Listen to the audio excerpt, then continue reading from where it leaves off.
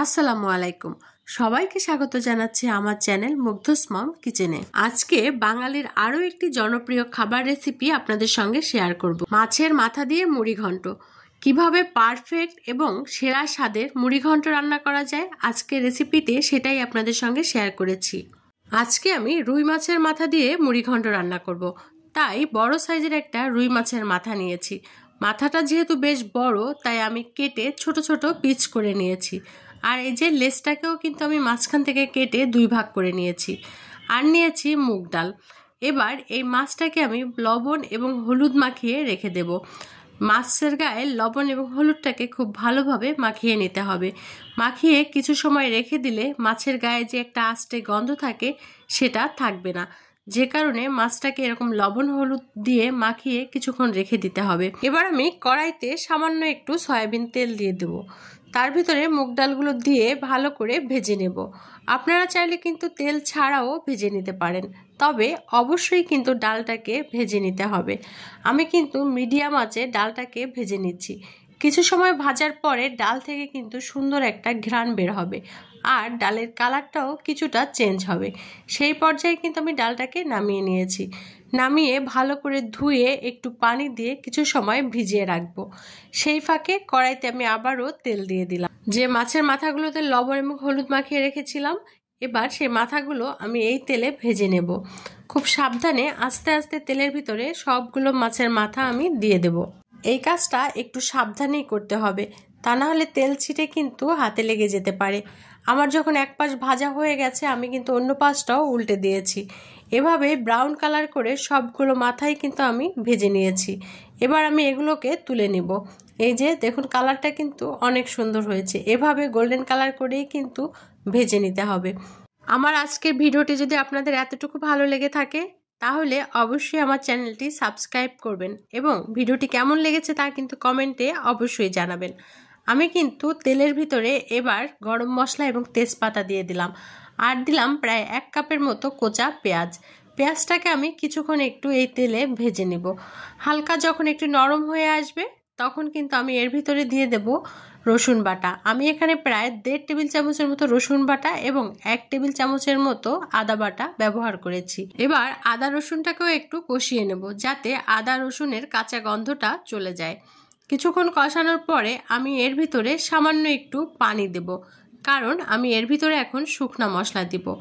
প্রথমেই কিন্তু আমি হলুদের গুঁড়া এবং জিরার গুঁড়া দিয়ে দিয়েছি আর দিব সামান্য একটু শুকনো মরিচের গুঁড়া যাতে কালারটা সুন্দর হয়।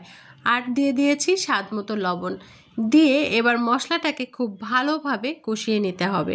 মশলাটা কষাতে কষাতে যখন এই যে এরকম তেল উঠে আসবে, সব দিক থেকে তেল দেখা যাবে, তখনই আমি এর ভিতরে দিয়ে দেব অল্প একটু পরিমাণে পানি। পানিটা দিয়ে ভালো করে নাড়াচাড়া করে এর ভিতরে আমি এখন দিয়ে দেব ডাল। যে ডালটাকে আমি ভেজে ধুয়ে ভিজিয়ে রেখেছিলাম। ডালটা কিন্তু অবশ্যই ভিজিয়ে রাখবেন, তাহলে খুব তাড়াতাড়ি সুন্দরভাবে সেদ্ধ হয়ে যাবে। এবার ডালটাকেও কিন্তু আমি খুব ভালোভাবে এই মশলার সঙ্গে কষিয়ে নিব। চুলার আঁচটা মিডিয়াম রেখে ডালটাকে খুব সুন্দরভাবে কষিয়ে নিতে হবে। যখন ডালটা এরকম সুন্দরভাবে কষানো হয়ে যাবে তখন তার ভিতরে দিয়ে দেব গরম পানি, একদম ফুটন্ত গরম পানি। গরম পানি দিলে তাহলে কিন্তু ডালটা খুব ভালোভাবে সেদ্ধ হবে।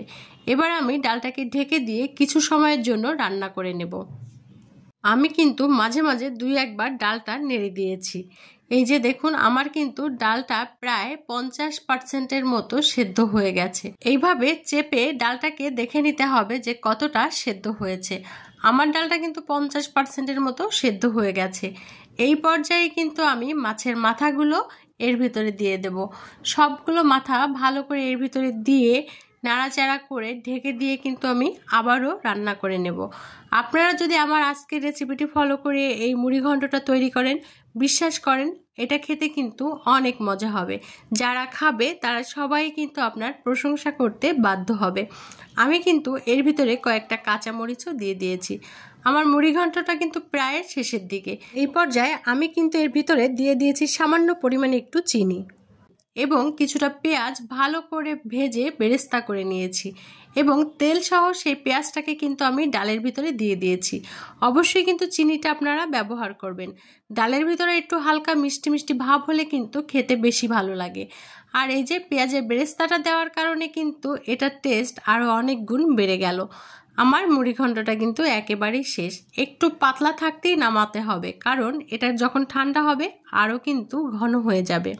এই যে দেখুন, আমার ডালটা কিন্তু একেবারেই গলে যায়নি, কিছুটা গলেছে আর কিছুটা কিন্তু আস্ত আছে এবং আস্তগুলোও কিন্তু একদম নরম নরম একটা ভাব। আর মাছের মাথাগুলো এগুলোও কিন্তু একদম ভেঙে কাটা কাটা হয়ে যায়নি। মাছের মাথাটা যদি ভেঙে কাটা কাটা হয়ে যায় তাহলে খেতে কিন্তু একদমই ভালো লাগবে না। আজকের রেসিপিটি ফলো করে কিন্তু আপনারা অবশ্যই মুড়িঘণ্টটা তৈরি করবেন আর আমাকে জানাবেন কেমন হয়েছে। ভিডিওটি ভালো লাগলে লাইক, কমেন্ট, শেয়ার করে আমার পাশে থাকবেন।